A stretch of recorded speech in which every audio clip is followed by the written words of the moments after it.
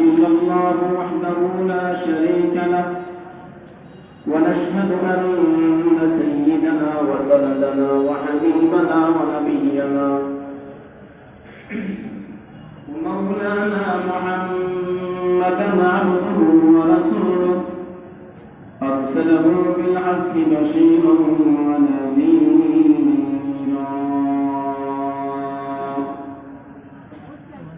وداعيا إلى الله بإذنه وسراجا وقمرا منيرا أما بعد فقد قال الله تبارك وتعالى في القرآن المجيد والفرقان الحميد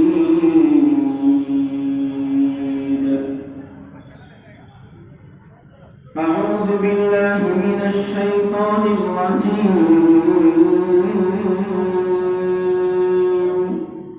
بسم الله الرحمن الرحيم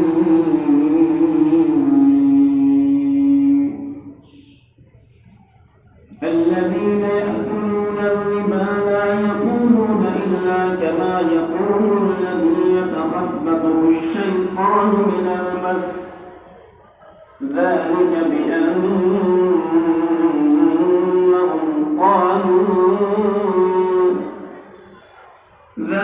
بأنهم قالوا إنما البيع مثل الربا وأحل الله البيع وحرم الربا فمن جاءه موعظة من ربه فانتهى فله ما سلف وأمره إلى الله ومن عاد فأولئك أصحاب النار هم فيها خالدون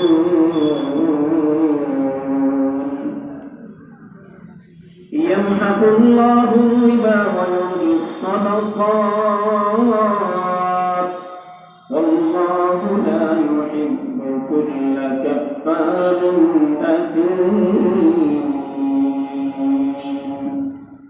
صدق الله مولانا العظيم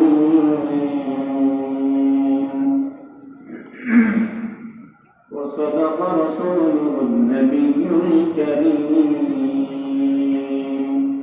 ونحن على ذلك من الشاهدين والشاكرين ربنا تقبل منا إنك أنت السميع العليم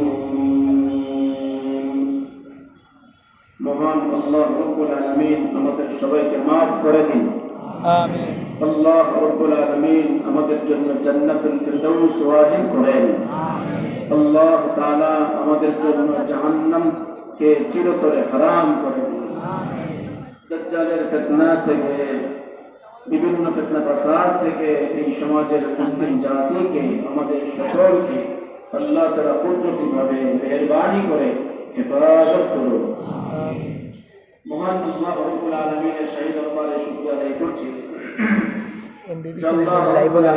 আমাদেরকে কিছু সময়ের জন্য দ্বীনি আলোচনার মজলিসে কোরআনে কারীমের তাফসীর মাহফিলে বসার তৌফিক দিয়েছেন আল্লাহ ওয়ালাদের চোখের সামনে আল্লাহ ওয়ালাদের সহবতে আমাদেরকে কিছু সময় বসে দ্বীনি আলোচনা করার তৌফিক দিয়েছেন সকলে বলে আলহামদুলিল্লাহ আল্লাহ তাআলা আজকের এই মাহফিলকে মঞ্জুর করেন যা দ্বীনি আলোচনা হয়েছে এবং সামনে যা আলোচনা হবে আল্লাহকে রাজি খুশি করার জন্য করার শোনার আমলের নিয়তে বলার শোনার তৌফিক দান করেন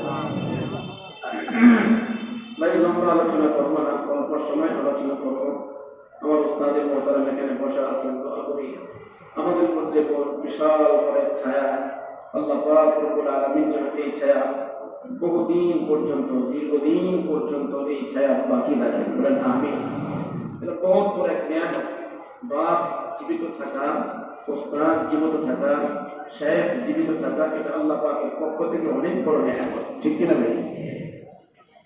রশিদ আহমদ গঙ্গি রহমাতুল্লাহ থেকে একটা নকল আছে, নকল আছে যে এক ছাত্র দারুণ দেওবন্দে পড়াশোনা করতো। ওই ছাত্র একেবারে গভীর ছিল। তো যখন পানি হয়ে চলে যাচ্ছে তো হাজী সাহেব রহমাতুল্লাহ বা রশিদ আহমদ বুখারীর উপর যাও সোনাটা বুখারীর কাশিমি কেটা হ্যাঁ কিছুই জানি ওনার বক্তা কাশিমি হইতো যে কোন মহিলা মাঝে দাওয়াত দিবার লাগি আইছে হুজুরের কাছে। ওই এলাকার মধ্যে যাওয়ার পর রাত ছিল ভরপুর নূর হোসেন কাশিমি রাতের মোকাবেলায় একদিন হঠাৎ করে এলাকার মানুষ বলল হ্যাঁ তুমি বক্তা কেটা আছে এটা কুফু এটা শিরক, হ্যাঁ তোমার সাথে মুনাজারা, ওদের সাথে বেশি পরিচিত, তোমার সাথে কি হবে মুনাজারা। আচ্ছা ঠিক আছে মুনাজারা হবে।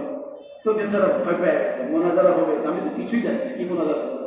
তো চলে আসছে দেওবন্দে। পরে রশিদ আহমদ গঙ্গি রহমাতুল্লাহ হাকিমুল মুশাহ আশরাফি তানভীর রহমাতুল্লাহ বলছেন যাও তুমি মুনাজারা করো, আমরা আছি তোমার সাথে, যাও। সুবহানাল্লাহ বলি ভাই।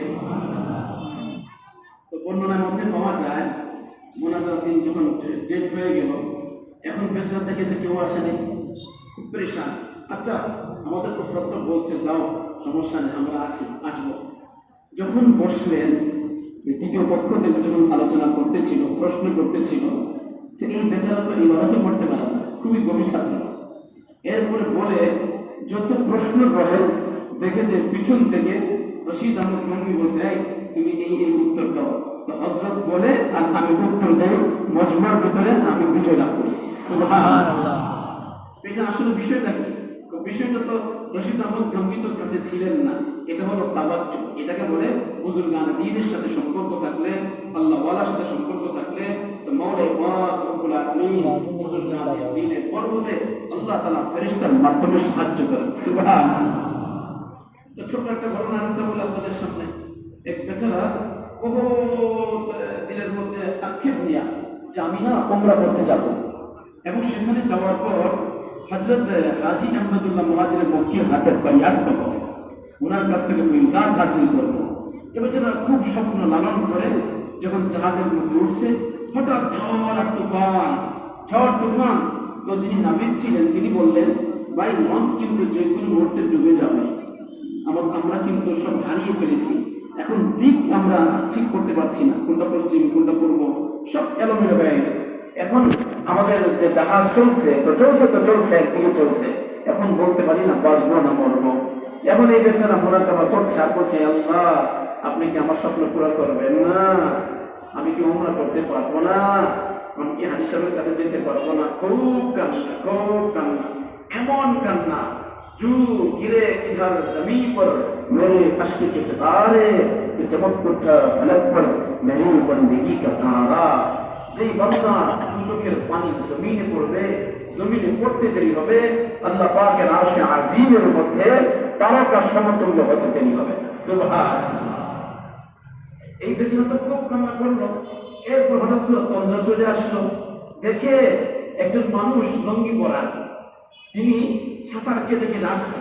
আসার পরে ওই যে নৌকা বা স্টিমার তার রশিটা ধরে ধরে সে নিয়ে যাচ্ছে, এবং জিদ্দা যে আপনার বন্দর আছে, জিদ্দা বন্দরে সেখানে নৌকাটা বা স্টিমারটা পৌঁছে দিল। জিজ্ঞাসা করলো ভাই আপনাকে আমি হাজী আহমদুল্লাহ মুহাজির লাইভ করে না, তুমি যাচ্ছ না হাজী সাহেবের কাছে? আমি হাজী আহমদুল্লাহ মুহাজির মক্কি। ও বেচারা তন্দ্রা ভেঙে গেছে। তো দেখে যে স্টিমার তো একেবারে জিদ্দা যে বন্দর সেখানে পৌঁছে গিয়েছে। এরপরে বেচারা পরেশান হয়ে গেছে। আচ্ছা হাজী সাহেব নিয়ে আসলো, ঠিক আছে আমি যাবো, কারণ হাজী সাহেবের চেহারা মনে আছে, সবকিছু মনে আছে, আল্লাহ স্মরণ লাগাই চেহারা মনে আছে। এরপরে বেচারা রওনা হয়ে গেল। এখন মক্কায় যাওয়ার পর তওয়াফ করে আর শুধু ঘুরে ঘুরে দেখে হাজী সাহেব কোথায়, ওই চেহারা পাই কিনা। তো তওয়াফ করতে একদিন না হাজী সাহেবকে খুঁজে পেয়ে গেছে। সুবহানাল্লাহ। ওই চেহারা।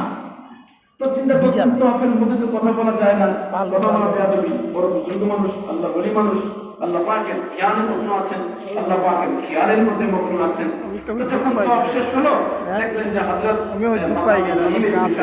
দুই রাকাত সালাত তওয়াফ আদায় করছেন। তো এরপরে ওনার সাথে সাক্ষাৎ করে বললেন আপনি হাজী সাহেব না? হ্যাঁ আমি হাজী সাহেব। আমার তন্ত্রের মধ্যে আপনার চেহারা যে দেখছি ওটা আমার এখনো মনে আছে, আপনাকে দেখি আমি চিনে ফেলছি। সুবহানাল্লাহ। হুজুর এক প্রশ্ন, কি প্রশ্ন? আপনি যখন আমার জাহাজটা নিয়ে আসলেন তখন আপনার গায়ের মধ্যে ছিল লুঙ্গি, এখন তো আপনার গায়ের মধ্যে পায়জামা, তার কারণটা কি? তো হাজী সাহেব বললেন, ভাই আমি তো বলতে পারি না, আমি তো কোনো নৌকা ঘাটে নিয়ে আসিনি, আমি তো কখনো কোথাও যাই নাই, আমি বলতেও তো পারবো না। আচ্ছা আপনি তো বললেন আমি হাজী সাহেব, আপনি বলতে পারবেন না কেন? তো এই স্বপ্নের ব্যাখ্যা হলো এই, যারা যে কোনো আল্লাহ ওয়ালাকে মহাব্বত করে, আল্লাহ ওয়ালার সাথে সম্পর্ক আছে, তো আল্লাহ তারা বিপদে পড়লে ফেরেশতা তার সুরতে সাহায্য করার জন্য আল্লাহ পাঠায়। তিনি হাজী সাহেব ছিলেন না, তিনি একজন ফেরেশতা ছিলেন। জোরে বলে সুবহানাল্লাহ। এই জন্য দোস্ত বুজুর্গ, এটাও কিন্তু কোরআন দ্বারা সাবেত। আমার বিষয় যেহেতু আরেকটা, আমি আরেক দিকে চলে যাচ্ছি শুধু বুঝাইবার জন্য। আল্লাহ ওয়ালা দরকার আছে না নাই? ওস্তাদের প্রয়োজন আছে কিনা বলে? আছে। আমার ওস্তাদ মুহতারাম আল্লামা আব্দুল খালেক মাদ্রাসি দামাত বারাকাতুহু আমাদেরকে শামাইল তিরমিজি পড়িয়েছেন দারুল দেওবন্দে। হযরত শামাইল তিরমিজির ঘটনার মধ্যে বলেছিলেন ইউসুফ আলাইহিস সালাতু যখন সাতটা কামরার মধ্যে ঢোকানো হইল, এরপর জুলাইখা যখন সম্পূর্ণ উলঙ্গ হয়ে বলল যে আসো ফুর্তি করি, তখন তিনি চিন্তা করলেন যে আমি একজন নবী, এই কাজ করবো কিভাবে? তখন আল্লাহ পাকের কাছে পানা চাইলেন। আল্লাহ আপনার কাছে পানা চাই, আপনি সাহায্য করেন। তো আল্লাহ পাক রব্বুল আলামিন দুনিয়া দাল আসবাব সাহায্য করার জন্য সবক ইখতিয়ার করেন। তো আল্লাহ পাক রব্বুল আলামিন একজন ফেরেশতাকে বাবা ইয়াকুবের সুরতে দরজার মধ্যে দাঁড় করাই দিলেন। ইয়াকুব আলাইহিস সালাম দুই দাঁতের মাঝখানে আঙ্গুল দিয়ে বলছেন, ইয়াকুব আনতা করিম ইবনুল করিম ইবনুল করিম, তুমি নবী, তোমার বাবা নবী, তোমার দাদা নবী, তোমার দ্বারা এই কাজ সম্ভব না। ইউসুফ তুমি জলদি ভাগতে শুরু করো, আল্লাহ পাকের রহমত তুমি যত জুড়ে থাকবে আল্লাহ পাকের রহমত তার চেয়ে বেশি জুড়ে আসবে। আসলে কি ইয়াকুব আলাইহিস সালাম ছিলেন? না না না, তিনি ইয়াকুব ছিলেন না, তিনি ফেরেশতা ছিলেন। কিন্তু বাবার একটা সম্মান আছে, বাবার একটা আজমত আছে। আর আমার আব্বাজান দেখা যায় গুনাহ করবো, তো তিনি ছুটতে শুরু করলেন। আল্লাহ পাক বলে বান্দা যখন ছুটতে শুরু করে আল্লাহ পাকের রহমত তখন দ্রুত আসতে শুরু করে। সুবহানাল্লাহ বলি। বাস তিনি আসতে শুরু করলেন, দরজা অটোমেটিক টাস টাস টাস টাস করে সাতটা দরজা একে একে সব খুলে গেল, তিনি নিরাপদে পৌঁছে গেলেন। সুবহানাল্লাহ। এই জন্য আল্লাহ ওয়ালাদের সাথে সম্পর্ক রাখবো তো ইনশাআল্লাহ। সবাই রাজি আছে ইনশাআল্লাহ? ওয়াদা করেন। ওলামায়ে কেরাম যেখানে আমরা আছি সেখানে, ওলামায়ে কেরাম যেখানে আমরা আছি সেখানে, আব্দুল্লাহ যেখানে আমরা আছি সেখানে, আল্লাহ ওয়ালা যেখানে আমরা আছি সেখানে, আব্দুল্লাহ নাই যেখানে, আমরা নাই সেখানে, ওলামায়ে কেরাম নাই যেখানে, আমরা নাই সেখানে, আলেমরা নাই যেখানে, আমরা নাই সেখানে। মাশাআল্লাহ বলেন আমিন। আমিন। এই স্লোগান মনে থাকবে তো ইনশাআল্লাহ ভাই? ইনশাআল্লাহ। দ্বীন শিখবো একা একা না আলেমদের মাধ্যমে? আলেমদের মাধ্যমে। আরো জুড়ে বলেন। দলিল আজকের তাফসীর, আজকের তাফসীর সবচেয়ে বড় দলিল যে তুমি একা একা দিন শিখতে পারবা না, একা দিন শিখবা তো পথভ্রষ্ট হয়ে যাবে। আজকের তাফসীরের মধ্যে এটা আসবে, একদম সামান্য তাফসীর করব। আল্লাহ পাক রব্বুল আলামিন সূরাতুল বাকারার 175 নম্বর 275 নম্বর আয়াত এবং 276 নম্বর আয়াতের মধ্যে সবচেয়ে দামি একটা কথা বলেছেন, যেই জিনিসটা যার ঠিক থাকবে তার ইবাদত ঠিক থাকবে, তার জান্নাতও ঠিক থাকবে। এটা ঠিক, ইবাদত ঠিক, ইবাদত ঠিক, জান্নাত ঠিক। এটা ঠিক নাই, ইবাদত ঠিক নাই, জান্নাতও ঠিক নাই, তার ঠিকানা জাহান্নাম। ঠিক কিনা বলেন? ওটা ঠিক কিনা? আজকে আয়াতের তাফসীরটা বোঝানোর জন্য আমি একটু আনুষঙ্গিক কিছু কথা বলবো। হালালে আরাম আছে, হারামে হালাল নাই, হালালে আরাম আছে, হারামে হালাল নাই, আরাম নাই।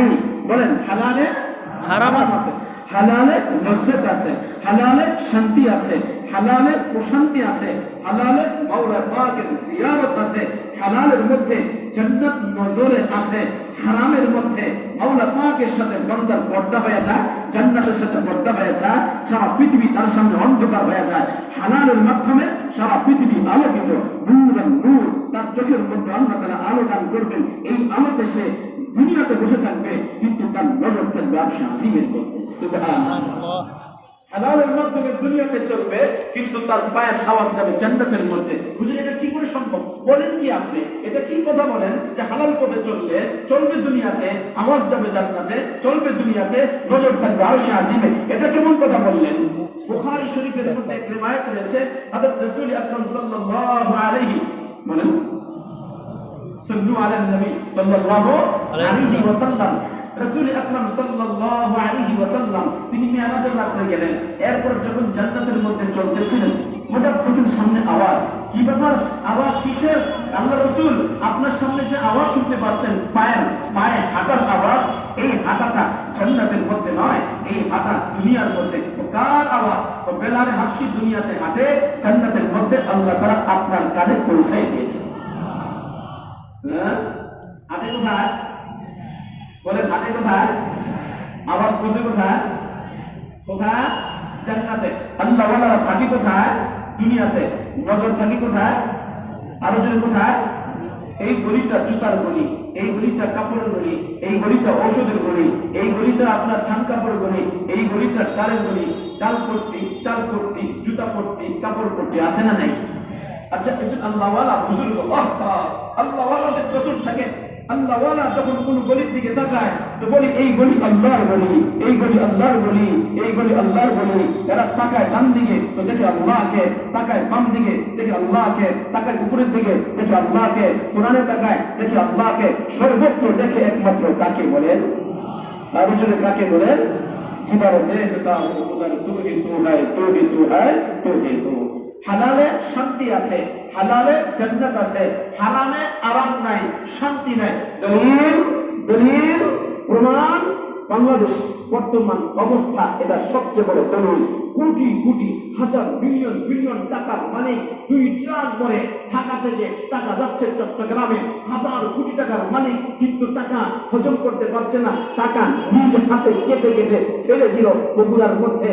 হাজার কোটি টাকার মালিক রেফকে পর্যন্ত বলছে আপনাদেরকে 10 কোটি টাকা দেবো, তখন মামলা নিয়েন না। দোস্ত বুজুর্গ, আজকে সেই সম্রাট বলেন, খালেদ মাহমুদ বলেন, হাজার কোটি টাকার মালিক, বহু এমপি মন্ত্রী পর্যন্ত দেখা যায় এর সাথে জড়িত, পত্রিকার মধ্যে চলে আসতেছে। যারা হারাম কামাই করেন, যারা সুদের সাথে জড়িত, যারা কেসুরের সাথে জড়িত, যারা ঘুষের সাথে জড়িত, যারা শরাবের সাথে জড়িত, যাদের সাথে আল্লাহর সম্পর্ক নাই, রাসূলের সম্পর্ক নাই, যারা একসময় মৌলবাদ বলতো, যারা একসময় মাদ্রাসাকে গালিগালাজ করতো, উলামায়ে কেরামকে ঠাট্টা করতো, তেতুল হুজুর বলতো, আজকে তারা আরামে নাই। আজকে তারা দুনিয়ার লাখ কোটি মানুষের লানত প্রাপ্ত, দুনিয়ার মধ্যে তাদের উপর লানত, তাদের সমস্ত ধন সম্পদ বাজেয়াপ্ত হয়ে গিয়েছে। তারা আরাম করতেছিল, কিন্তু এই আরামের মধ্যে আরাম নাই। আরামে কখনো আরাম থাকে না, ঠিক না বেঠিক? এটাই সবচেয়ে জ্বলন্ত প্রমাণ। আমাদের মাননীয় প্রধানমন্ত্রী সাহেবকে ধন্যবাদ জানাই। তার একটা কথা পত্রিকার মধ্যে এসেছে, পালাবে কোথায়? পেয়েছেন?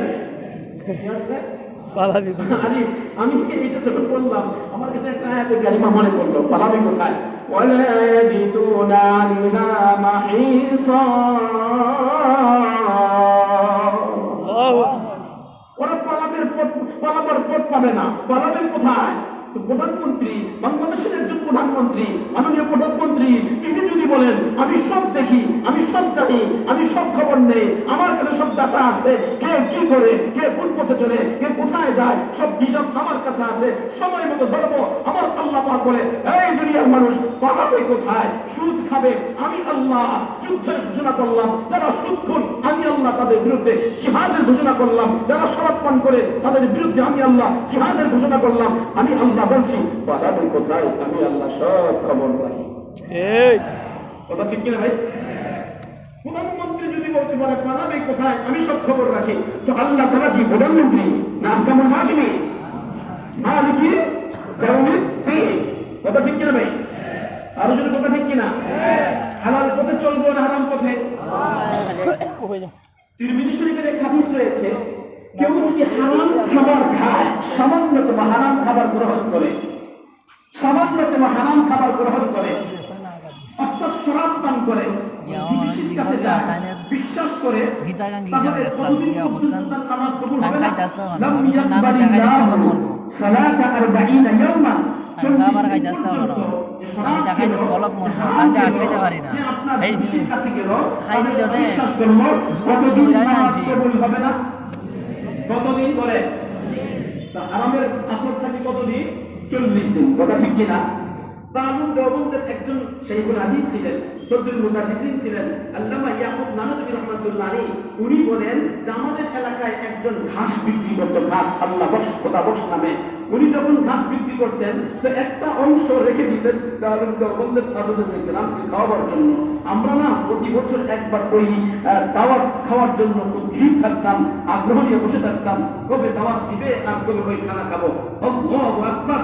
হালাল কামাইয়ের টাকা এক বছরে জমা করে যতটুকু টাকা হলো এই টাকাটা দিয়ে আমাদেরকে দাওয়াত করতেন, আমরা দাওয়াত খেতাম। আল্লাহর কসম, ওই খাবার খাওয়ার পর একদিন না দুই দিন না বহুদিন পর্যন্ত দিলের মধ্যে নূর আর নূর, নূর আর নূর মাহসুস করতেই থাকতাম। সুবহানাল্লাহ। যদি বলি সুবহানাল্লাহ। এটা তো সব্বির মুদারিসিন ইয়াকুব নানভীর কথা। এবার এক বুজুর্গের কথা বলি, এক ইমামের কথা বলি। হযরত ইমাম আহমদ ইবনে মুহাম্মদ ইবনে হাম্বল রাহমাতুল্লাহ আলাইহি, তিনি 4 ইমামের চতুর্থ ইমাম। ইমাম শাফি রাহমাতুল্লাহ আলাইহি 4 ইমামের 3 নম্বর ইমাম। ইমাম শাফি কয় নম্বর ইমাম? 1 নম্বর ইমাম ইমামে আযম আবু হানিফা রাহমাতুল্লাহ আলাইহি। 2 নম্বর ইমাম ফিকহার ইমাম, হাদিসের ইমাম বলছি না, ফিকহার ইমাম বলছি, মাযহাবের ইমাম বলছি। 1 নম্বর ইমামে আযম আবু হানিফা রাহমাতুল্লাহ আলাইহি, 2 নম্বর ইমাম মালিক রাহমাতুল্লাহ আলাইহি, 3 নম্বর ইমাম শাফি রাহমাতুল্লাহ আলাইহি, 4 নম্বর ইমাম আহমদ ইবনে মুহাম্মদ ইবনে হাম্বল রাহমাতুল্লাহ আলাইহি। ইমাম আহমদ ইবনে মুহাম্মদ ইবনে হাম্বল তিনি বাগদাদের মধ্যে ছিলেন। তিনি বড় বুজুর্গ ছিলেন, আল্লাহর ওলি ছিলেন। তিনি আল্লাহ পাকের জন্য নিজের জীবনকে সঁপে দিয়েছেন। হযরত ইমাম শাফি রাহমাতুল্লাহ আলাইহি তিনি জীবনের শেষ 2 বছর মিশরে চলে গেলেন। তার মেয়েদেরকে বললেন, মা, আমার একজন ছাত্র আছে, যে ছাত্র বড় বুজুর্গ আল্লাহওয়ালা, তাহাজ্জুদ কাজা নাই, যে বড় আল্লাহর ওলি ইমাম আহমদ ইবনে মুহাম্মদ ইবনে হাম্বল, তাকে আমি দাওয়াত করেছি।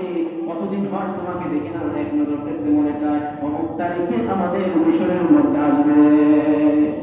মেয়েরা বড় খুশি, আমার আব্বা জানেন একজন বুজুর্গ ছাত্র আমাদের এলাকার মধ্যে আসবে।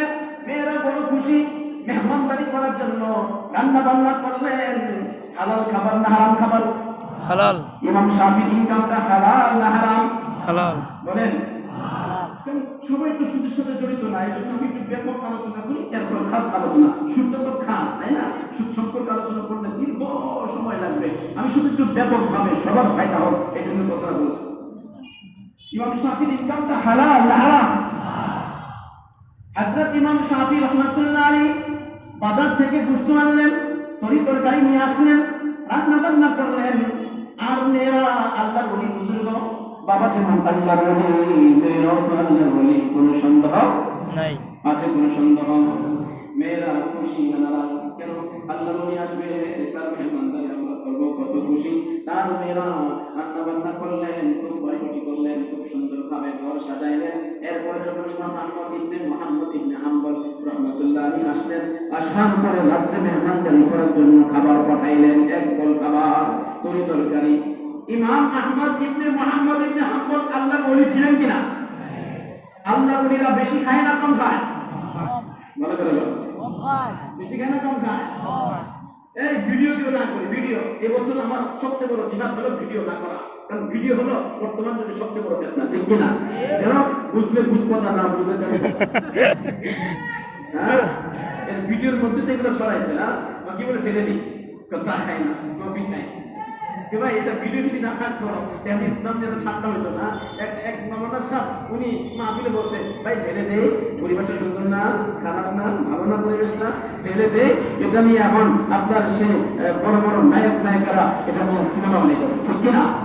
তো এই যে সিনেমা বানাইলো, যদিও এটা খারাপ, ঢেলে দে, এটা ইসলামের সাথে কোনো সম্পর্ক না, কিন্তু বলছে একজন মাওলানা, তাকে তো মানুষ মাওলানা বলে, তাকে তোমার হুজুর বলে, কথা ঠিক কিনা? ওই এক ছেড়ে দেওয়ার কারণে আজকে পুরা বদনাম হয়ে যাচ্ছে, ঠিক না? ঠিক। এই ভিডিওর কারণে আজকে পুরো বদনাম ছড়ায় যাচ্ছে। কেউ সিগারেট খায়, কেউ 6 প্যাক বলে, এটা নিয়ে সমালোচনা সমালোচনা করতে থাকে। এই জন্য ভাই ভিডিও বন্ধ, কোনো দরকার নাই। ইমাম বুখারীর ভিডিও আছে তো নাকি? ইমাম আবু হানিফার ভিডিও আছে তো? ইমাম আবু হানিফার নাম আছে না নাই? ইমাম বুখারীর নাম আছে না নাই? শাইখুল আরবের নাম আছে না নাই? শাইখুল হিন্দের নাম আছে না নাই? হাকিমুল উম্মতের নাম আছে না নাই?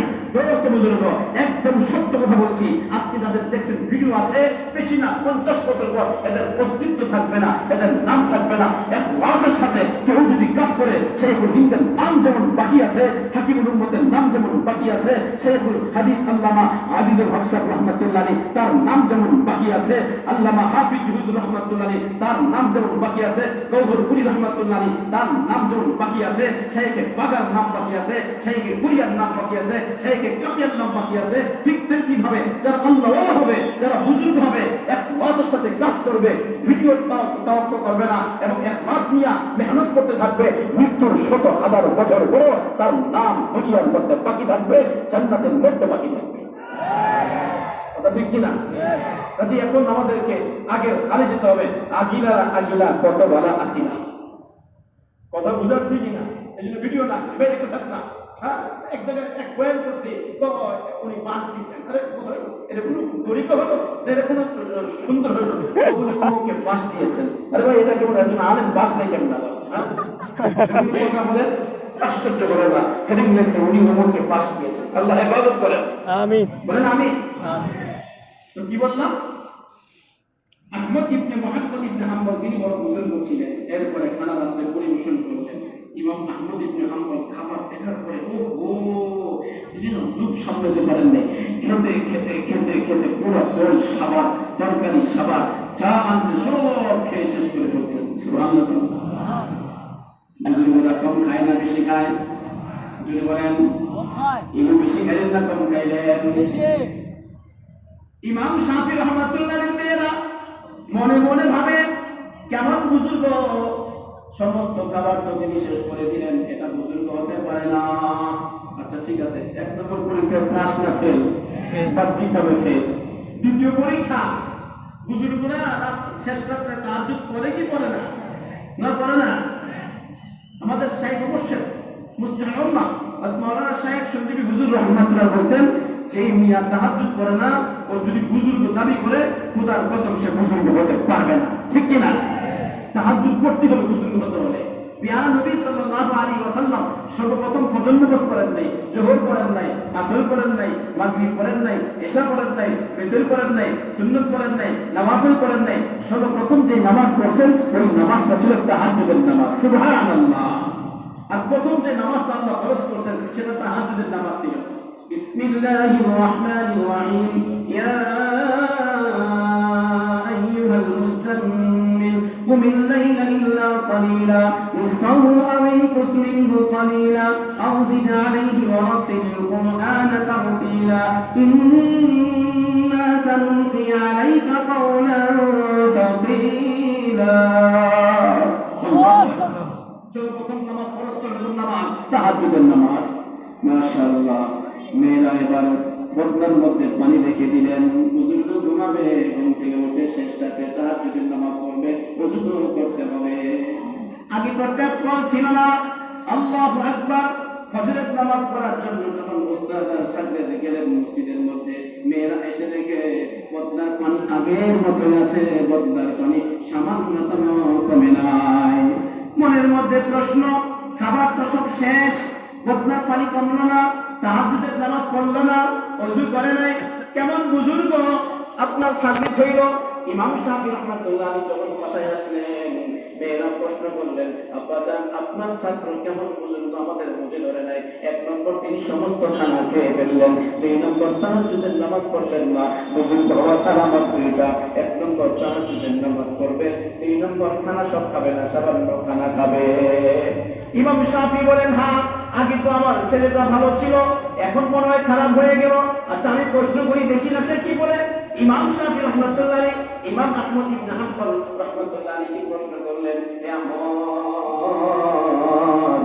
খানা সব কেন খাইলা? এত পেটুক কবে হইলা? এত পেটুক কবে হইলা? খানা সব খেয়ে ফেললা? এত খানা কেন খেয়েছ? হযরত ইমাম আহমদ ইবনে হাম্বল রাহমাতুল্লাহ আলাইহি বললেন, উস্তাদ জি আপনার খানা যখন আমার সামনে আসলো, আল্লাহ পাক রব্বুল আলামিন বাতিনি চোখ করে দিল। আমি বাতিনি চোখ দিয়ে যখন খানার দিকে তাকাইলাম, দেখলাম এই খানাগুলো তাসবিহ পাঠ করছে। সুবহানাল্লাহ। বলেন না সুবহানাল্লাহ। अल्लाह अल्लाह क्या मुबारक नाम है, अल्लाह अल्लाह मोमिनों का काम है, अल्लाह अल्लाह कैसे प्यारा नाम है, आशिकों का मीना और जान है। अरे अल्लाह अल्लाह শুধু আল্লাহর বান্দারাই করে না, আজ পর্যন্ত পড়তে থাকে, দানা পর্যন্ত করতে থাকে, গাছ পর্যন্ত করতে থাকে, মাটি কণা পর্যন্ত আল্লাহর তাসবিহ পাঠ করতে থাকে। আল্লাহ ওয়ালারা ওই তাসবিহ বুঝতে পারে, আল্লাহ ওয়ালা ছাড়া তারা তাসবিহ বুঝতে পারে না, ঠিক কিনা? হযরত ইমাম আহমদ ইবনে মুহাম্মদ ইবনে হাম্বল বলেন, যে খানার মধ্যে তাসবিহ পাঠ আমি শুনতে পাইলাম, এই খানা বরকতি। আপনার মেয়েরা বুজুর্গ, আপনার খানাটা হালাল। আমি চিন্তা করলাম, হালাল খানা যত খাবো অলসতা তত দূর হবে, দিনের মধ্যে আল্লাহ পাক নূর তত বেশি পয়দা করবে, দিলে যত বেশি নূর পয়দা হবে, এরকম তত বেশি আল্লাহ পাক আসমান থেকে নাজিল করবে, ঠিক কিনা? আর যদি বলে ঠিক কিনা? সুবহানাল্লাহ বলে। এই জন্য সব খানা খেয়ে গেছে। আচ্ছা দেখেন তাদের নজর কোথায় আর আমাদের নজর কোথায়? আল্লাহ ওয়ালা খানা খায় তো সের মধ্যে নূর দেখতে পায়, আল্লাহ পাকের রহমত দেখতে পায়, আল্লাহ পাকের বরকত দেখতে পায়। আর আমরা খানা খাই, ও কি মজা। আর আল্লাহ ওয়ালা কি বলে, কি মজা। শেখ আব্দুল গনি ফুলপুরি রহমাতুল্লাহ আলাইহি আমার দাদা শেখ আরিফুল্লাহ শাহ হাকিম মোহাম্মদ কাসব রহমাতুল্লাহ আলাইহি কে বলতেছিলেন, এই হাকিম আব্দা চলো চলো, আমি চাকরি খাচ্ছি, আজকে রুটি খাচ্ছি, শুকনো রুটি, তুমি মনে করছো এরকম স্বাদ নাই?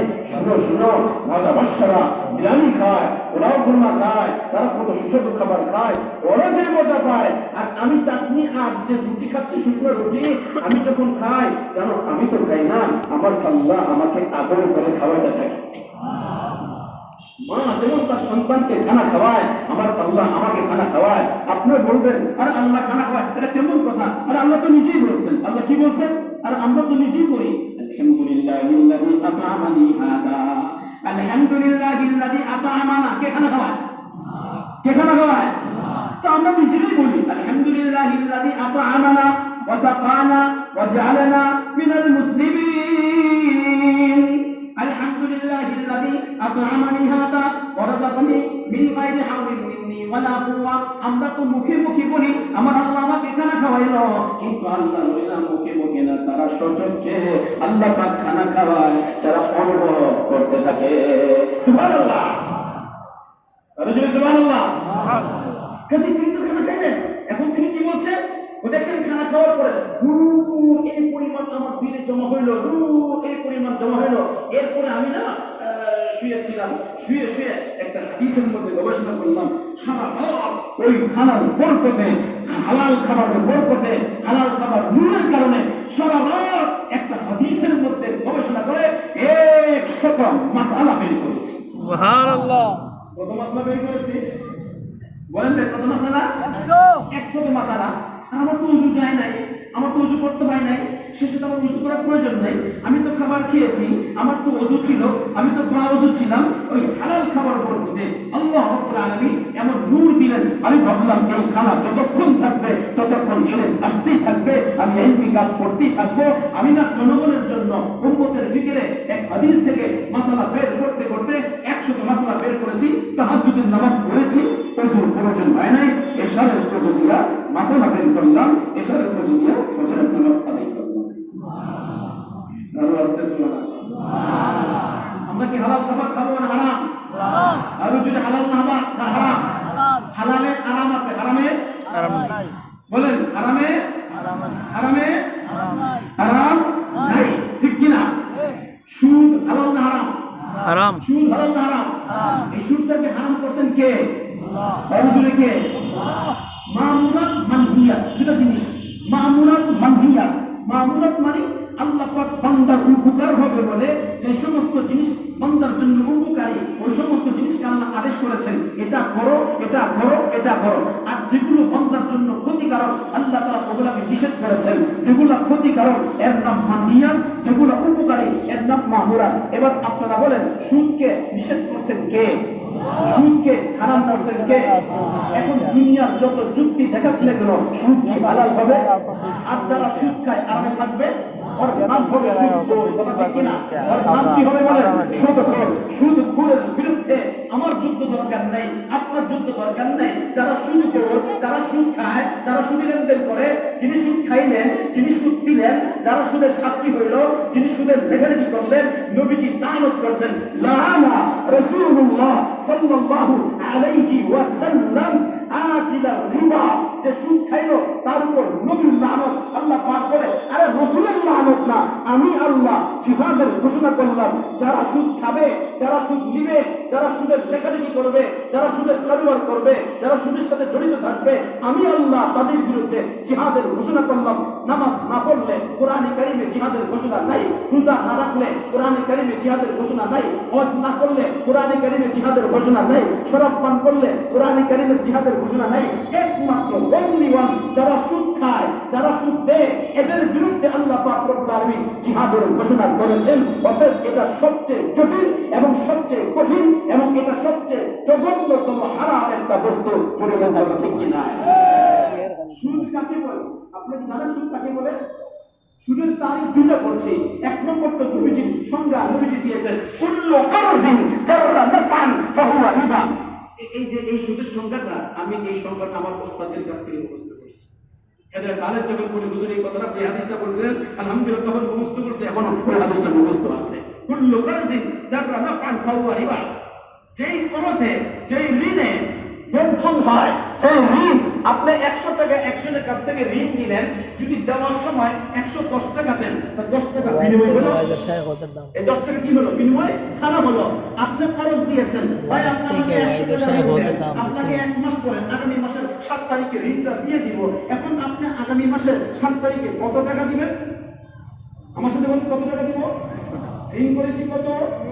100 টাকা। দিব কত? 100 টাকা। এখন যদি আপনি শর্ত লাগান, আমি তোমাকে 100 টাকা ঋণ দিব, কিন্তু আমাকে বিনিময় আগামী মাসে 10 টাকা দিতে হবে। আজকে যারা গাড়ি ক্রয় করে, আজকে যারা বাড়ি ক্রয় করে, আজকে যারা লোন নেয়, আজকে যারা ইন্ডাস্ট্রি করে, কোটি কোটি টাকার মালিক, আঙ্গুল ফুলে কলা গাছ হয়েছে, হাজার কোটি টাকার মালিক, মিলিয়ন বিলিয়ন কোটি টাকার মালিক, তাদের কাছ থেকে যে দেখেন তারা 1 কোটি টাকা, 200 কোটি টাকা, 1000 কোটি টাকা লোন নিয়েছে, ঋণ নিয়েছে। ঋণ নেওয়ার পর সুদে নিয়েছে শতকরা 10 টাকা, শতকরা 20 টাকা, শতকরা 25 টাকা সুদ দেওয়ার পর ওই সুদি টাকা দিয়া ব্যবসা করলো, আঙ্গুল ফুলে কলা গাছ হইলো, একদিন ধরা খাইলো, সব টাকা দুনিয়া তো শেষ, মৃত্যুর পরও শেষ। আর মানুষ করবে এটা সুদ করছিল, ভালো হয়েছে ধরা খাইছে। কথা ঠিক না? ঠিক। আর হুজুরের কথা ঠিক কিনা? তো সুদ কাকে বলে? কুল্লু কারজিন জাররা নাফআন ফাহুয়া রিবা। আপনি ঋণ নিবেন, আপনি দেনা নিবেন, কারোর কাছ থেকে খরচ নিবেন, বিনিময়ে যদি 1 টাকা বেশি দেন, 1 টাকা বেশি দেন, সেটা কি হয়ে যাবে? সুদ। কি হয়ে যাবে? সুদ। কি হয়ে যাবে? সুদ। সুদ হালাল না হারাম? হারাম। কে করেছেন হালাল আর কে করেছেন হারাম? আল্লাহ। বলেন বলেন, কে করেছেন হারাম? আল্লাহ। মক্কার কাফেরদের সামনে এই আয়াত যখন নাযিল হয়, এই আয়াতের মধ্যে আল্লাহ পাক কি বলেছেন আগে তরজমা করি, এরপরে মক্কার কাফেরদের তাদের যে যুক্তি ছিল, যুক্তির কথা আপনাদেরকে শোনাবো। আল্লাহ পাক রব্বুল আলামিন তাদের যুক্তিকে খণ্ডন করে দিলেন আর বললেন, আপনাদের দিন চলবে না, আমি আপনাদেরকে প্রশ্ন করব। আল্লাহ পাক রব্বুল আলামিন দুই বান্দাকে দুইটা হুকুম করেছিলেন, এক বান্দা হুকুম মেনেছে, আরেক বান্দা হুকুম, এক বান্দা হুকুম মানে নাই, আরেকজন হুকুম মানে নাই। একজন হুকুম না মানার কারণে জান্নাতি, আরেকজন হুকুম না মানার কারণে জাহান্নামী। সুবহানাল্লাহ। কে হুকুম করেছেন? আল্লাহ। কাকে হুকুম করেছেন? শয়তানকে হুকুম করেছেন, উসজুদু লি আদম, আদমকে সিজদা করো। শয়তান সিজদা করছে? যদি বলে সিজদা করছে? শয়তান সিজদা করে নাই। আল্লাহ পাক আদমকে হুকুম করছে, লা তাকরাবা হাদিহি শাজারা, এই গাছের কাছে যাবে না, এই গাছের ফল খাওয়া দূরের কথা, এই গাছের কাছে যাওয়া যাবে না। আদম আলাইহিস সালাম হুকুমটা পালন করছেন? করছেন? শয়তান হুকুম পালন করে নাই, আদম হুকুম পালন করে নাই। কে জান্নাতি, কে জাহান্নামী? শয়তান জাহান্নামী আর আদম কি জান্নাতি। বলেন, আদম কি জান্নাতি। কারণ কি? এই যে আকল শয়তান আকল খাটাইছে আর বাবা আদম আকল খাটাই নাই। আল্লাহ পাক বলে যে আকল দিয়া আমার সাথে তর্ক করলো ও জাহান্নামী, আর যে আকল বাদ দিয়া আমি আল্লাহর কথা মানলাম সে জান্নাতি। চিৎকার করে সুবহানাল্লাহ। যদি বলে সুবহানাল্লাহ। কিভাবে? আল্লাহ পাক রব্বুল আলামিন শয়তানকে জিজ্ঞেস করলেন, এ শয়তান, তুমি কেন সিজদা করো নাই? তুমি কেন সিজদা করো নাই? শয়তান আল্লাহ পাকের সাথে তর্ক করলো। শয়তান বলল, আনা খায়রুম মিনহু খলাকতানি মিন নারিন ওয়া খলাকতাহু মিন তিন। আপনি আমাকে আগুন দিয়ে সৃষ্টি করেছেন, আগুন উপরে থাকে, থাকে আর আদমকে সৃষ্টি করছেন মাটি দিয়া, মাটির নিচে থাকে। অতএব আদম যেহেতু মাটির তৈরি আর আমি যেহেতু আগুনের তৈরি, মাটিওয়ালাকে সেজদা করতে পারে না, এই জন্য আমি আল্লাহ সেজদা করি নাই। আপনাদেরকে জিজ্ঞাসা করি, হুকুম করলেন কে? আরো জন হুকুম করলেন কে? হুকুমের সামনে কি কোনো আকল খাটানো দরকার ছিল? বাবা আদম যখন ফলটা খাইলেন, সাথে সাথে কাপড়টা খুলে গেল, অলঙ্গ হয়ে গেলেন। হাবিবুল্লাহ মেজবা সাহেব রাহমাতুল্লাহ আলাইহি তিনি বলেন, বাবা আদম যখন গাছের ফল খাইলেন, শয়তানের প্ররোচনায় জুগার মধ্যে পড়িয়া শয়তান জুগা দিল। বাবা আদম ওই ফলটা যখন খেয়ে ফেললেন, হযরত আম্মা জান হাওয়া যখন ফলটা খেয়ে ফেললেন, জান্নাতের পোশাকটা আস্তে করে গা থেকে খুলে গেল। খোলার পরে আল্লাহ পাক রব্বুল আলামিন এবার বাবা আদমের দিকে তাকায় দেখে বাবা আদম দিছে দৌড়, হাওয়া দিছে দৌড়। গাছের পাতা দিয়ে যখন ডাকতে শুরু করলেন, হাবিবুল্লাহ মেজবা সাহেব রাহমাতুল্লাহ আলাইহি তিনি বলেন, ওই গাছের পাতার নাম ছিল কলা গাছের পাতা। কলা গাছের পাতাটা বড়, এই জন্য সুয়াতাইনকে ডাকলেন, নিজের বর্জাইস্তানকে ডাকলেন, সামনে এবং সামনে পিছনের অংশকে ডাকলেন। আল্লাহ পাক রব্বুল আলামিন ডাকতে বললেন, ওয়ানাদাহুমা রাব্বুহুমা আলাম আনহাকুমা আন তিলকুমা আশ-শাজারা ওয়া আকুল লাকুমা ইন্নাশ শাইতানা লাকুমা আদুউম মুবিন। আল্লাহ পাক ডাকতে বললেন, ওরে আদম হাওয়া, আমি আল্লাহ নিষেধ করেছিলাম এই গাছের কাছে যাবে না, এই গাছের ফল কেন খাইলা? বাবা আদম সাথে সাথে কি বললেন? রব্বানা বলে কি জালামনা কেউ পারে না। ربنا ظلمنا أنفسنا وإن لم تغفر لنا وترحمنا لنكونن من الخاسرين। ঠিক কি না? আল্লাহ ভুল করছি, নত হয়েছেন, নত স্বীকার করার সাথে সাথে আল্লাহ পাক বললেন, যাও, আদম তো নত স্বীকার করছে।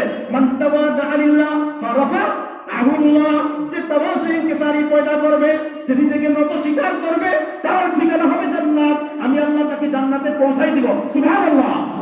আর যে নতি স্বীকার করবে না, আমি আল্লাহ উপরে থাকলে তাকে টেনে জাহান্নামের মধ্যে নিক্ষেপ করে দিব।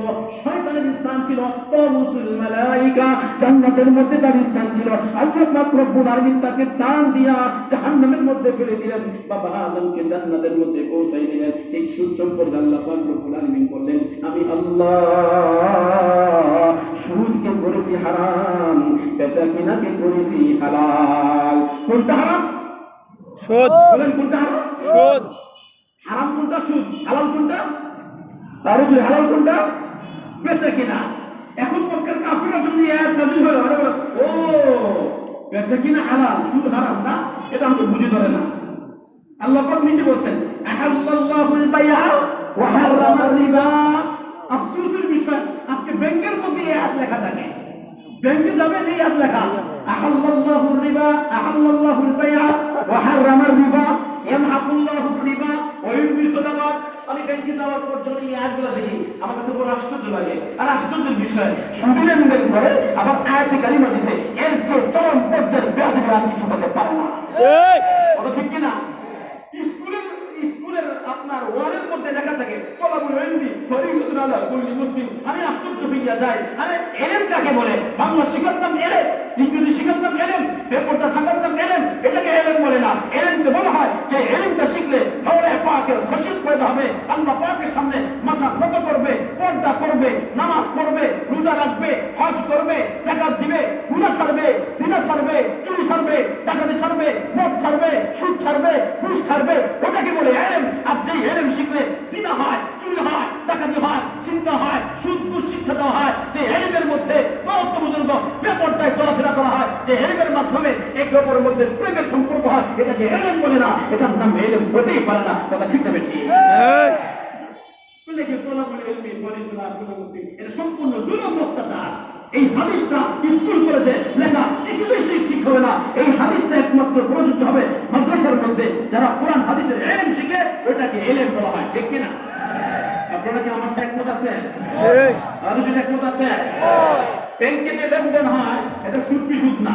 সুদ। এর মধ্যে সুদ আছে না নাই? আছে। ব্যাংকের মধ্যে যদি লেখা থাকে আহাল্লাল্লাহুল বাইআ ওয়া হারামার রিবা, ব্যাংকের মধ্যে যদি লেখা থাকে ইয়ামহাকুল্লাহুর রিবা ওয়া ইউরবি সাদাকাত, একদিকে বেয়াদবি, আরেকদিকে ঠিক আছে। আরেকদিকে ঠিক আছে, কোন দিকে ঠিক আছে? সিগারেট খায় না? হ্যাঁ, সিগারেটের মধ্যে কি লেখা থাকে? ধূমপান স্বাস্থ্যের জন্য ক্ষতিকর। স্বাস্থ্যের জন্য কথা বলবেন কেন? স্বাস্থ্যের জন্য ক্ষতিকর। স্বাস্থ্যের জন্য ক্ষতিকর। ধূমপান নিষেধ, স্বাস্থ্যের জন্য ক্ষতিকর। এরপরে মানুষ সিগারেট খায় কি খায় না? ঠিক তেমনি ভাবে সিগারেটের গায়ে লেখা আছে এটা খেলে স্বাস্থ্য নষ্ট হবে, এমনকি ছবি দেওয়া আছে এটা খেলে তোমার হার্ট নষ্ট হয়ে যাবে, তোমার দিল নষ্ট হয়ে যাবে, তুমি মারা যাবে, স্ট্রোক করবে, আরো কত ক্ষতির কারণ মানুষকে জানায় দেওয়া হয়। মানুষ ছেড়ে বুঝে সিগারেট খায় আর মরতে থাকে। ঠিক তেমনি ভাবে ব্যাংকের গায়ে লেখা আছে আল্লাহুল বাইআ ওয়া হারামার রিবা, আল্লাহ তাআলা বাইকে হালাল করেছেন, রিবাকে হারাম করেছেন, সুদকে হারাম করেছেন। তার মানে ব্যাংকে সুদ খাওয়া যাবে না। তুমি লোন নিবা, তুমি ব্যাংক থেকে সুদ নিবা, শতকরা 10 টাকা, শতকরা 20 টাকা, এটা কিন্তু হারাম। খাইলা তো মরলা। মশা যতক্ষণ পর্যন্ত না খায় বেঁচে থাকে, আর মশা যখন খাইলো তখন মরলো। ঠিক কিনা? ঠিক। মশা যখন খায় বাঁচে না মরে? মরে। যতক্ষণ না খায় তখন কি উড়ান দিতে পারে? জোরে করে ঠিক কিনা?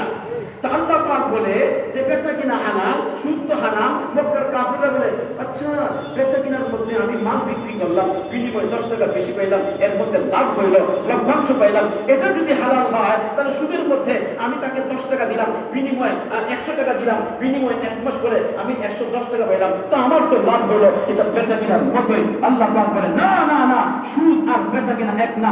আমি আল্লাহ সুদকে হারাম করেছি, আমি আল্লাহ বেচা কিনাকে হালাল করেছি। অতএব যারা এক মনে করবে তারা সম্পূর্ণ জাহান্নামী। কথা ঠিক না বেঠিক? আল্লাহ যেটাকে হালাল বলে, আল্লাহ পাক যেটাকে হারাম বলেছেন এটাকে যুক্তির আলোকে হালাল করার কোন জায়েজ আছে? আর জুড়ে জায়েজ হবে? জুড়ে বলেন জায়েজ হবে? ওহো, বর্তমান কিছু মুফতি বানিয়েছে, মুফতি আমাদের দেশে না, অবশ্যই আমাদের দেশেও আছে গোপনে গোপনে। আমাদের দেশেও মুফতিরা কারা জানেন? যাদের পাগড়ি নাই, যাদের মাথায় টুপি নাই, যাদের দাড়ি আছে খোঁচা খোঁচা। আমাদের দেশে কিছু মুফতি আছে, ওই মুফতিদের সুরত আপনাদেরকে বলি। আমার উস্তাদে মোহতারাম মুফতি সাঈদ আহমদ পালনপুরি সাহেব का अहमद बरकतुल और दोबारा बोले मैंने चट्टान गया था तो चट्टान में देखा जो गिरड मुफ्ती है उनकी दाढ़ी साफ है, एकदम परिष्कार दाढ़ी नहीं। और दूसरे जो मुफ्ती है सेकंड मुफ्ती, उनको देखा बस थोड़ा थोड़ा थोड़ा थोड़ा दाढ़ी है। मैंने कहा भाई तुम तो सेकंड मुफ्ती हो, तो तुम्हारे गाल के अंदर ये थोड़ी थोड़ी दाढ़ी क्या बात है? उनको तो दाढ़ी नहीं है और तुमको दाढ़ी है, क्या बात है बताओ ना। हजरत मैं दारुल देवबंद में कुछ साल पढ़ा था, मैं आपका शागिर्द हो, इस वजह से देवबंद की वजह से मेरे धोती के अंदर कुछ दाढ़ी आ गई। सुभान अल्लाह बोले। और उन्हीं तो देवबंदे पढ़े नहीं। আমাদের বাংলাদেশে কিছু আছে দাড়ি ছোট ছোট, এরা বলে দূর থেকে দাড়ি আছে দেখা গেলে বোঝা যায়, যদি বোঝা যায় দাড়ি আছে বস দাড়ি হয়ে গেল। আরে ছোট ছোট দাড়ি রাখা, দাড়ি সাঁচার জোর বেশি কবি রাখা। ঠিক না? কেন? দাড়ি নাই, বেচারা গুনাহ মনে করে কাটে, আর দাড়ি ছোট ছোট ও মনে করে এটাই সুন্নত, যেটা সুন্নত না ওটাকে সুন্নত মনে করলো, ডাবল গুনাহ হলো। 1 নম্বর দাড়ি কাটার গুনাহ, 2 নম্বর বেদাতকে সুন্নত মনে করা, ডাবল গুনাহ তার হলো। জুড়ে বল ঠিক করে ঠিক? দাড়ি রাখা সুন্নত না ওয়াজিব? আরো জোরে বলেন। সবাই বলে সুন্নত না, না দাড়ি রাখা সুন্নত না, দাড়ি রাখা ওয়াজিব। সুন্নাহ দ্বারা সাবেত। সুন্নাহ কাকে বলে? যেই কাজটা নবীজির যে কর্মটি উম্মতের জন্য পালনীয়, করণীয়, অনুসরণীয়, এটাকে হাদিসের পরিভাষায় সুন্নাহ বলা হয়। এখন সেটা ফরজ হইতে পারে, এটা ওয়াজিব হইতে পারে, সুন্নতে মুআক্কাদা হইতে পারে, সুন্নতে জায়েজা হতে পারে। দাড়ি রাখা সুন্নাহ দ্বারা সাবেত, এইজন্য দাড়ি রাখাটা ওয়াজিব সুন্নাহ বলে। কিন্তু দাড়ি রাখবো কতটুকু?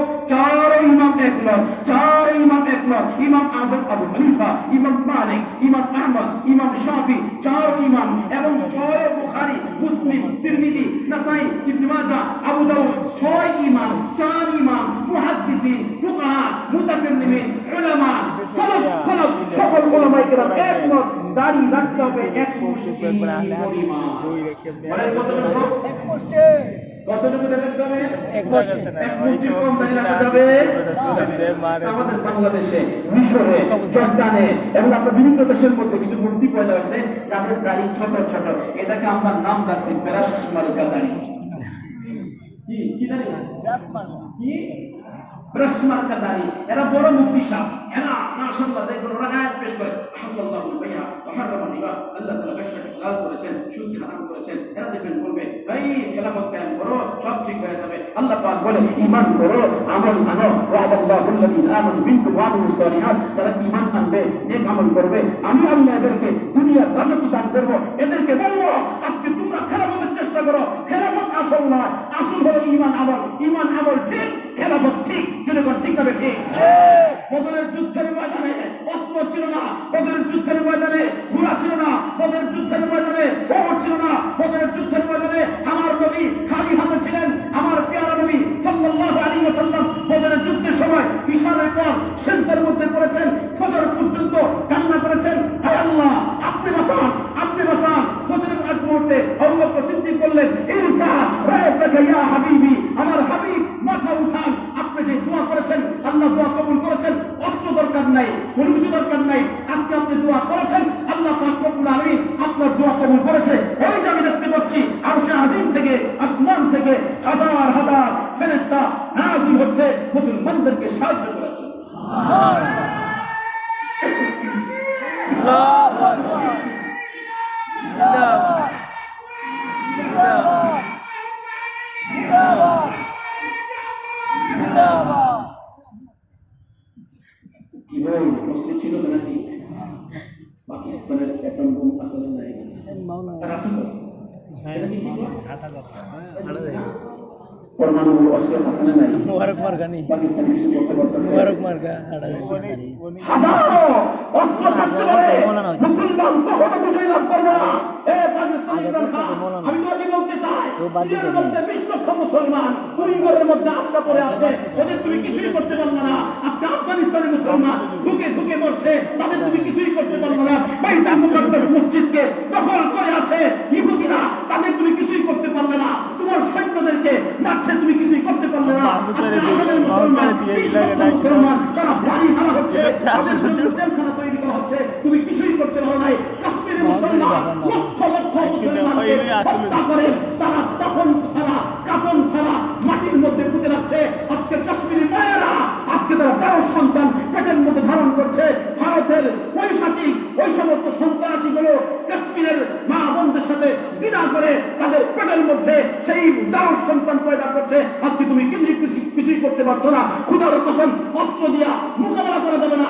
যখন সমস্ত মানুষ নবীর সুন্নাত মোতাবেক, ঈমান আমল মোতাবেক চলবে, নারায়ে তাকবীর হুঙ্কার দিবে, বদরের যুদ্ধের মতো এখন আল্লাহ তাআলা ফেরেশতার মাধ্যমে সেই আমেরিকার সমস্ত অস্ত্রগুলা, ভারতের সমস্ত অ্যাটম বোমগুলা, চীনের সমস্ত অ্যাটম বোমগুলা নারায়ে তাকবীরের আওয়াজে সবগুলোকে খতম করে দিবে। ঠিক। কোনো সন্দেহ আছে? না। হ্যাঁ আছে সন্দেহ? দিল দিল। আমাদের হুকুমত কায়েম হয়ে গেলে অটোমেটিক সব ঠিক হয়ে যাবে। আগে হুকুমত নাকি ঈমান আমল? অবশ্যই ঈমান আমল পরে না হুকুমত আগে? ঈমান আমল পরে না হুকুমত আগে? ঈমান আমল আগে। শুনে কোন ঠিক কিনা? ঠিক। যাই হোক ভাই, অন্যদিকে যাবো না, আমি এমনি তো অসুস্থ শরীর। আল্লাহু আকবার। এরা ফতোয়া দেয়, কি ফতোয়া দেয়? আল্লাহুল বাইয়া ওয়া হারামাল রিবা। নবীর যুগে যে সুদ ছিল, বর্তমান যুগে সেই সুদ না। নবীর যুগে সুদের তরিকা ভিন্ন, বর্তমান যুগে সুদের তরিকা ভিন্ন। কি? নবীর যুগে সুদের তরিকা ছিল ব্যক্তিগত সুদ, একটা কমার্শিয়াল সুদ আর একটা ব্যক্তিগত সুদ। এই সুদের নাম খুব মজাদার, ইন্টারেস্ট। সুদের নাম কি? ইন্টারেস্ট। সুদের নাম কি? হাদিয়া। আমি একদিন ওই এক ব্যাংকে গেলাম, তা আমাকে বললো ভাইজান এক কাপ চা। আমি চা খাই না। আপনি খান না? আমি কোনো চা খাই না। মনে মনে নিয়োগ করছি সুদের টাকার চা খাই না। ব্যাংকে গেলে চা খাইতে নেই, বেশি একটু চা খান। আমার বিদেশ থেকে টাকা আসছে, একজনের অনেক টাকা আসছে, তো দেখছেন তো একটু চা খাওয়ান লাগে, চা খান। ভাই আমি চা খাই না। নিয়োগ করছি কি? সুদের টাকা চা খাই না। এ টাকা কার? জনগণের টাকা, সুদের টাকা। যদি কোন কথা ঠিক না ঠিক? নবীজি বলছেন 1 দিরহাম পরিমাণ কেউ যদি সুদ খায়, 1 দিরহাম পরিমাণ কেউ যদি সুদ খায়, 36 বার জিনা করার গুনাহ তার আমলনামায় লেখা হয়। আল্লাহুবিল্লাহ, আরজুবিল্লাহ। আর-রিবা 70 বাবান ওয়া আদনাহা ইয়াকু আলা উম্মিহি। যে ব্যক্তি সুদ খায়, যে ব্যক্তি সুদ লেনদেন করে, নবীজি বলছেন 70টা গুনাহ আছে, 70টা দরজা আছে, 70টা খারাপি আছে। 70টা খারাপির মধ্যে সবচেয়ে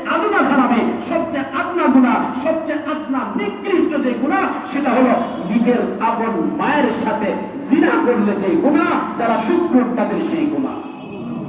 নাউজুবিল্লাহ আমরা আসতে নাউজুবিল্লাহ। নাউজুবিল্লাহ লেনদেন করবো না এখন বলবেন হুজুর তাহলে আমার টুপি সুদ, আমার জামা সুদ, আমার কাপড় সুদ, সুদ ছাড়া বর্তমান চলা যাবে না, বুজুর্গ সুদ ছাড়া চলা যাবে না। ঠিক আছে ঠিক আছে, কিন্তু একটা ডাইরেক্ট সুদ, আরেকটা উপায় নাই। আমরা তো সুদের সাথে লেনদেন করছি না, যারা করছে তাদের গুনাহ হবে, আমরা যেহেতু সুদের সাথে লেনদেন করছি না এই জন্য আমরা মুক্তি পাবো। আপনি এখন টাকা রাখতে হয়, এক জামানা ছিল আমি যখন বেশি ব্যবহার করি আমার উস্তাদ আমাকে প্রশ্ন করছে, তখন তো বুঝ কম ছিল, বুঝ একেবারে কম ছিল, তো প্রশ্ন করছেন বেশিরভাগ থেকে কিতাবের বিরু থেকে, আচ্ছা বলো তো এক বেচারা একটা লাউ বিক্রি করবে, এখন এই লাউয়ের দাম হলো 1 টাকা বা 10 টাকা, এখন 10 টাকা তার কাছে নগদ টাকা নাই, আছে তার কাছে পয়সা, এখন পয়সা দিয়া সে বিক্রি করবে, সে বললো পয়সা দিব না, সে বললো পয়সা দিব, এছাড়া উপায় নাই, এখন কি করবে, পয়সা দিবি কিনা? আমি বললাম পয়সার যে মান টাকার সেই মান একই তো কথা, কাজে পয়সা যদি দেয় তাকে নিতে বাধ্য থাকতে হবে।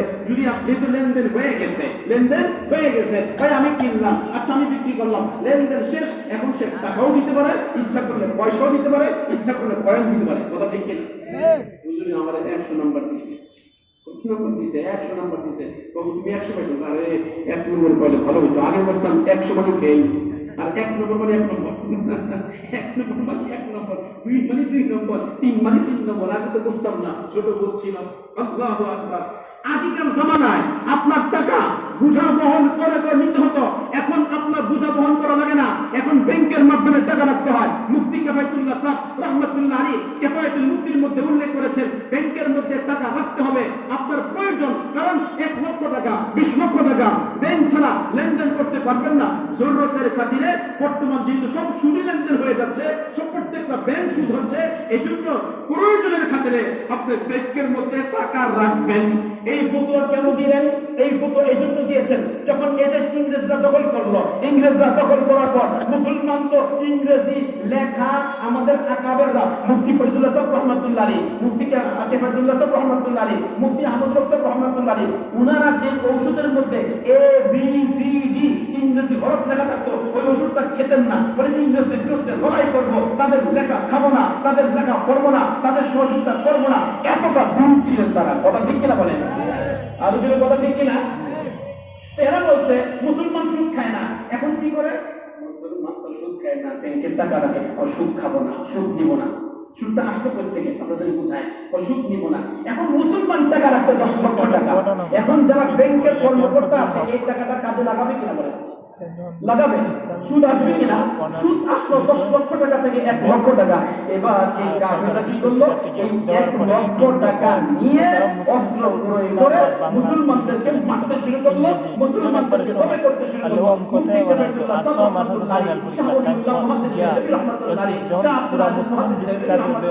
এরা তখন দেখলেন আমরা তো সুদ নেই না, এখন ব্যাংকের টাকা রাখতে হয়, ব্যাংকের টাকা রাখা ছাড়া উপায় নাই। এই সুদের টাকা ওই কাফেররা নিয়ে আমাদের বিরুদ্ধে অস্ত্র নিয়ে আমাদেরকে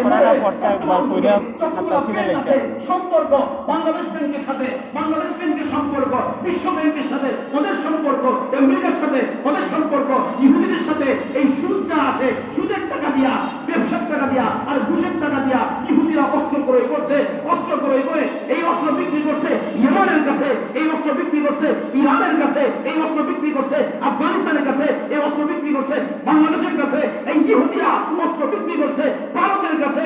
আর ভারত মুসলমানদের টাকা, মুসলমানদের ঘুষের টাকা, মুসলমানদের সুদের টাকা দিয়া অস্ত্র ক্রয় করেছে তার কাছে বিক্রি করার পরে এই অস্ত্র দিয়া মুসলমানকে হত্যা করছে। দোস্ত মুফতি কিফায়াতুল্লাহ সাহেব রাহমাতুল্লাহ আলাইহি, শাহ ওলিউল্লাহ মুহাদ্দিস দেহলভী রাহমাতুল্লাহ আলাইহি ফতোয়া দিলেন, বর্তমান যুগ যেহেতু সারা বিশ্বটা আমেরিকা, খ্রিস্টানরা, ইহুদিরা ঘেরাও করে ফেলছে, লেনদেন তাদের হাতের মধ্যে, এখন আপনাকে আমাকে বাধ্য হয়ে ব্যাংকের মধ্যে টাকা রাখতে হয়। অতএব যখন টাকা রাখবেন ওই টাকাতে সুদ হবে, ওই সুদটা উঠায় ফেলবেন জরুরতের খাতিরে। আজ-জরুরাতু তুবিহুল মাহজুরাত, যেমন শুকরের গোশত খাওয়া হালাল হয়, তখন যখন খাদ্য থাকে না জরুরতের খাতিরে শুকরের গোশত খাওয়া হালাল। জরুরতের খাতিরে ব্যাংকের মধ্যে টাকা রাখবেন, সুদ আসবে, সুদটা উঠাইবেন বিনা সওয়াবে, সওয়াবের নিয়ত ছাড়া, সওয়াবের নিয়ত ছাড়া, সৎকার নিয়ত ছাড়া, এমনি মাদ্রাসার এতিম ছাত্রদেরকে দিয়ে দিবেন, গরিব ছাত্রদেরকে দিয়ে দিবেন, অথবা মিসকিনকে দিয়ে দিবেন। আপনার দাও ইহুদ খ্রিস্টানদের সহযোগিতা হইল না। ঠিক না ঠিক? কথা বুঝা আছে ভাই? কেফায়েতুল মুফতির মধ্যে মুফতি কেফায়েতুল্লাহ সাহেব রাহমাতুল্লাহ এই ফতোয়া দিয়েছেন, এটা জরুরতের খাতির। আর জন্য কথা ঠিক কিনা? বর্তমান মুফতি সাহেবরা বলে ওই যে ছোট ছোট খোঁচা দাড়িওয়ালা, আরে মনে আছে তো কি বলছি, এরা কি বলতে বলে নবীর যুগে সুদ ছিল এক তরিকা, বর্তমান যুগে সুদ আরেক তরিকা।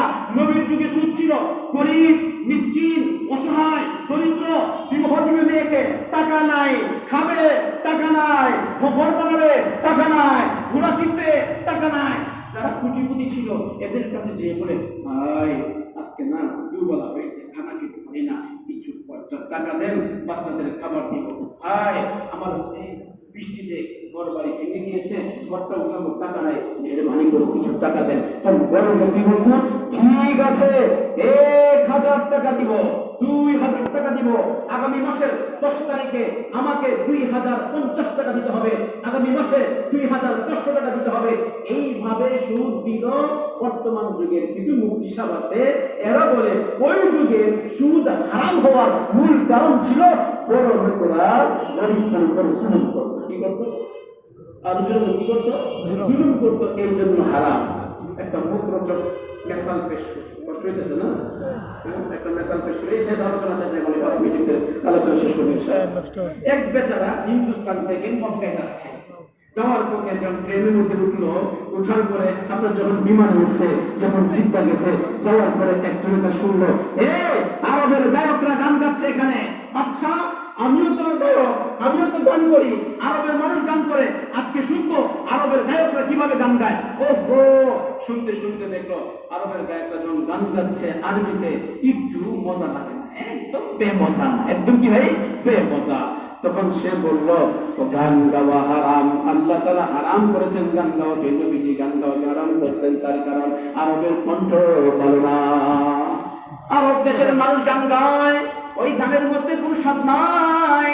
আরব দেশের মানুষ গান গায়, আরবিতে গান গায়, উলাইকা আবাই ফাজিনি কিমিথলিহিম তাজামাতনা ইয়া জারিদুল মাজামি। আরবির মধ্যে তো মিলানো যায় না, আরবির মধ্যে তো তার কিছু কায়দা কানুন রয়েছে, রফা দিতে হয়, সবর দিতে হয়, আপনার জোর দিতে হয়, এজন্য সেখানে তো গানটা এত সুন্দর না। আরব দেশের মানুষের গলা সুন্দর না, তাদের গান মজা না, এই জন্য নবীজি ওই গানকে হারাম করছেন।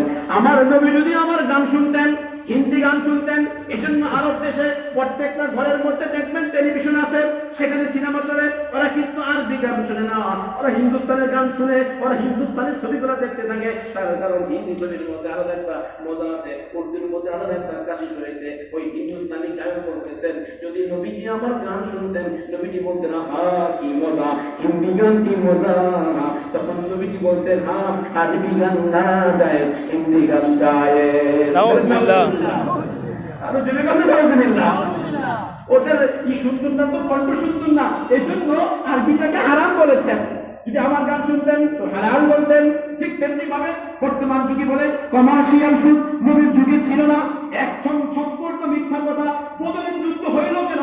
কমার্শিয়াল ব্যাংকের কারণে, কমার্শিয়াল সুদের কারণে হয়েছে। তার কারণ আল্লাহ পাক রব্বুল আলামিন কোরআনে কারীমে ইরশাদ করেছেন, নবী আলাইহিস সালাতু ওয়াস সালাম যখন নাকি খুতবা দিচ্ছিলেন, খুতবা দেওয়ার সময় হঠাৎ করে আবু জেহেল অনেক মাল সামান নিয়ে শাম এলাকা থেকে আসলো। আসার পরে যখন নাকি মুসলমানরা দেখলো ওরা তো আটা নিয়ে আসছে, ওরা তো অস্ত্র নিয়ে আসছে, এই অস্ত্র আনলো কোথায় থেকে, আটা আনলো কোথায় থেকে, মাল আনলো কোথায় থেকে। আরব দেশের নিয়ম ছিল একজন 1 দিরহাম, 10 দিরহাম, 20 দিরহাম একজনের কাছে জমা করতো। ওই কাফেরা যখন শাম এলাকায় যেত, সকলের পক্ষ থেকে মাল নিয়ে আসতো। ব্যাংকিং সিস্টেমটা আরব দেশের মধ্যে বর্তমান যেমন ছিল, বর্তমান যেমন আছে এমনই ছিল। অতএব কমার্শিয়াল সুদ এটা আরব দেশের মধ্যে ছিল, নবীর যুগে ছিল। বর্তমান যে তরিকা লোন নেওয়া হয়, বর্তমান যে তরিকায় দোকান করার জন্য সুদ দেওয়া হয়, শতকরা 10 টাকা, শতকরা 20 টাকা, শতকরা 15 টাকা, এটা আগে থেকে আল্লাহ পাক জানে কি জানে না? আর যদি জানে কি না? আল্লাহ পাক কি বলছে? এই সুদ হারাম, এই সুদ হারাম বলছে না মুতলাকান বলেছেন? হারাম রিবা মুতলাকান বলেছেন।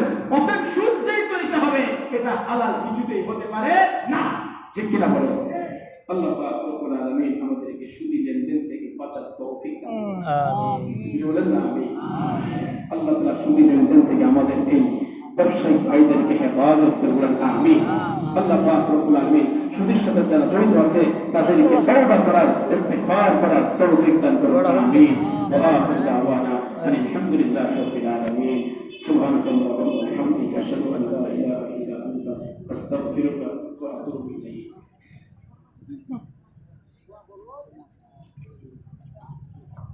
ভাই এখন দোয়া হবে ইনশাআল্লাহ। ভাই দুরূদ শরীফ পড়ি। আল্লাহুম্মা সাল্লি আলা সাইয়্যিদিনা মুহাম্মাদিন ওয়া আলা আলি মুহাম্মাদ কামা সাল্লাইতা আলা ইব্রাহিম ওয়া আলা আলি ইব্রাহিম ইন্নাকা হামিদুম মাজিদ। আল্লাহুম্মা বারিক আলা মুহাম্মাদিন ওয়া আলা আলি মুহাম্মাদ কামা বারাকতা আলা ইব্রাহিম ওয়া আলা আলি ইব্রাহিম അവിടെ ഇരിക്ക. الحمدلله رب العالمين والصلاة والسلام على أشرف الأنبياء والمرسلين وعلى آله وأصحابه أجمعين. اللهم لك الحمد كله ولك الشكر كله ولك الملك كله ولك الخلق كله بيدك الخير كله وإليك يرجع الأمر كله أسألك الخير كله وأعوذ بك من الشر كله. اللهم لك الحمد ولك الشكر وإليك المشتكى وبك المستغاث وأنت المستعان ولا حول ولا قوة إلا بالله العلي العظيم. ربنا ظلمنا أنفسنا وإن لم تغفر لنا وترحمنا لنكونن من الخاسرين. আয় আল্লাহ মেহেরবানি করে আজকের তাফসীর মাহফিলকে আপনি কবুল করে নিন। আয় আল্লাহ এই মাদ্রাসাকে কিয়ামত পর্যন্ত কবুল করে নিন। আয় আল্লাহ আমাদের জন্য জাহান্নাম হারাম করে দেন। আয় আল্লাহ জান্নাতুল ফিরদাউস ওয়াজিব করে দেন। আয় আল্লাহ আমাদের উপরে খাস রহমত বরকত নাযিল করেন। সুদী লেনদেন থেকে আপনি হেফাজত করেন। ঘুষের লেনদেন থেকে আপনি হেফাজত করেন। আল্লাহ সারা বিশ্বটা সুদ দিয়ে ভরে গেছে। আল্লাহ আপনার নবীজি বলেন যখন সুদ আম হবে, জিনা আম হবে, আল্লাহ তখন আপনি গজব নাযিল করবেন। আল্লাহ আমরা আপনার গজব থেকে পানাহ চাই। আল্লাহ আপনার গজব থেকে আমরা মুক্তি চাই। আল্লাহ মেহেরবানি করে আপনি গজব থেকে আপনি আমাদেরকে হেফাজত করেন। আয় আল্লাহ আপনার গজব থেকে আপনি আমাদেরকে হেফাজত করেন। আয় আল্লাহ ইসলামী হুকুমত কায়েম করার ব্যবস্থা আপনি করে দেন। আল্লাহ ইসলামী হুকুমত কায়েমের ব্যবস্থা আপনি করে দেন। আয় আল্লাহ মুসলিম বিশ্ব আমির হারা, আল্লাহ নেতৃত্ব হারা, মেহেরবানি করে মুসলমানদের জন্য একজন আমিরের ফয়সালা আপনি করে দেন। আল্লাহ ইমাম মাহদী আলাইহিস সালাতু ওয়াস সালামের আল্লাহ সৈনিক হওয়ার তৌফিক দান করেন।